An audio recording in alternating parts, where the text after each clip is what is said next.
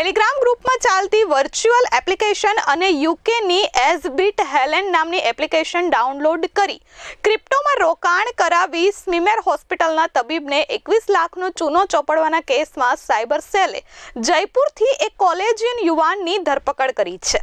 આ યુવક સાયબર ફ્રોડના નાણાં યુએસડીટીમાં કન્વર્ટ કરી ચાઇનીઝ માફિયાઓને મોકલતો હતો।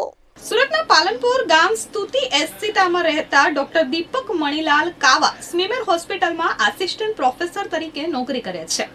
ગત 15મી માર્ચે તેમને ક્રિપ્ટોમાં રોકાણ કરવા પર ભારે નફો થશે તેવો મેસેજ આવ્યો હતો।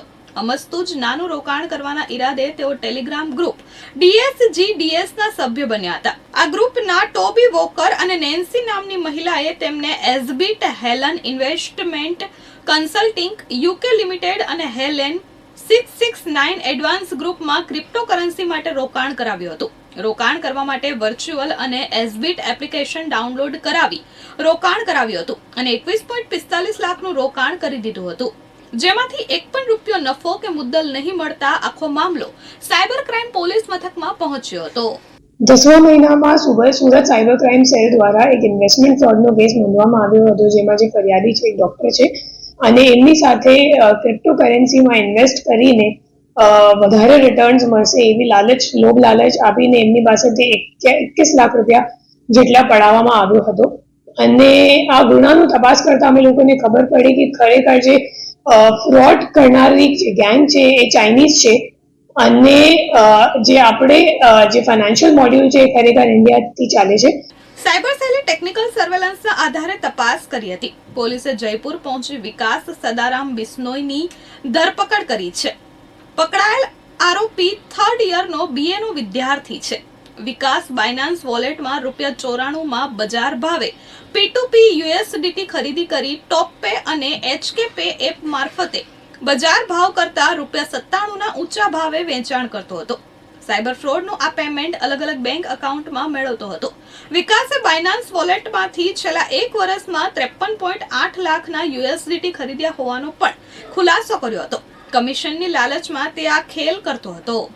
એમાં જે યુપીઆઈમાં જે ડોક્ટરે પૈસા નાખ્યું હતું તે યુપીઆઈ એકાઉન્ટ ટ્રેસ કરતા આપણી જે ટીમ એસપીઆઈ પટેરિયાના નેતૃત્વમાં ત્યાં જયપુર ખાતે ગઈ અને ટેકનિકલ વર્કઆઉટ કરીને આરોપીઓને ઝડપી પાડી છે। આરોપીનું નામ વિકાસ કુમાર બિશ્નોઈ છે અને એમનું કુલ 17 જેટલા બેંક એકાઉન્ટ અમે લોકો મળી આવેલ છે અને 17 એકાઉન્ટની સામે 63 NCCRB કમ્પ્લેન્ટ્સ નોંધાયેલ છે।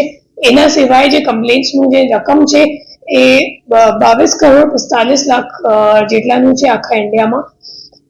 આ જે આરોપી છે એમની પૂછપરછ કરતા ખબર પડી કે જે ચાઇનીઝ ગેંગ છે એમને દ્વારા ક્રિએટ કરેલા બે પ્લેટફોર્મ છે ટોપપે અને HKPay।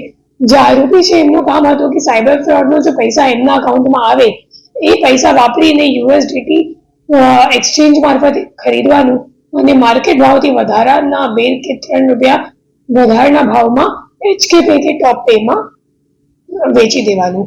સાયબર સેલે વિકાસના મોબાઈલ અને બેંક ખાતા ફરતે તપાસ કેન્દ્રિત કરી હતી, જેમાં 16 બેંક ખાતા શોધી કાઢ્યા હતા। National cyber crime reporting portal પર બેંક ખાતાઓ પર દેશભરમાં 63 ફરિયાદો નોંધાઈ હોવાનો પણ ઘટસ્ફોટ થયો હતો, જે ફરિયાદોમાં કુલ 22.45 કરોડનું સાયબર ફ્રોડ થયું હતું। પોલીસને 48 UPI ID પણ મળી આવ્યા હતા। વિકાસ વર્ચ્યુઅલ વોટ્સએપ નંબરથી ચાઇનીઝ ગેંગ સાથે સંપર્કમાં રહેતો હતો। વિકાસના 3 દિવસના રિમાન્ડ મેળવી પૂછપરછ હાથ ધરાઈ છે। તો એનાથી જે ફ્રોડ કરનારી ગેંગ છે એમને USDT મળી જાય, જે ફ્રોડની રકમ છે એમની અને આજે આપણો આરોપીઓ છે એમને પોતાનું એક કમિશન મળી જાય USDT વેચવાથી। એ છેલ્લા 1.5 થી 2 વર્ષનું તો અમે લોકોને સ્ટેટમેન્ટ મળી ગયું છે બિનાન્સ પાસેથી અને એમ લાગે છે કે લાંબા સમયથી આ જ કામમાં સંડોવાયેલ છે। Bureau report H24 news Surat.